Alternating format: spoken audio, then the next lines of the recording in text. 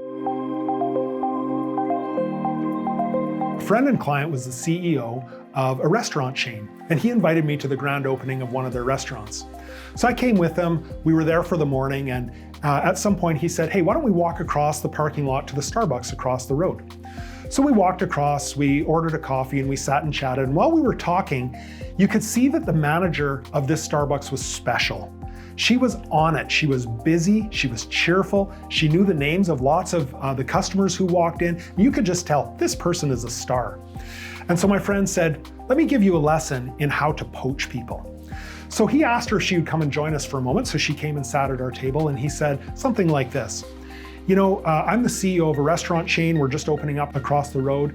And I just wanted to say that I can see you're really good at your job. I've just been watching you. You know customers' names. You're busy. You're on it.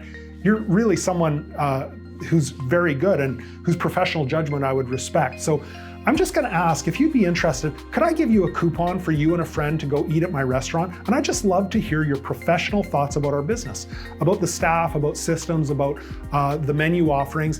And would you ever consider dropping a note to me about your thoughts? And maybe next time I'm through, maybe we could discuss it.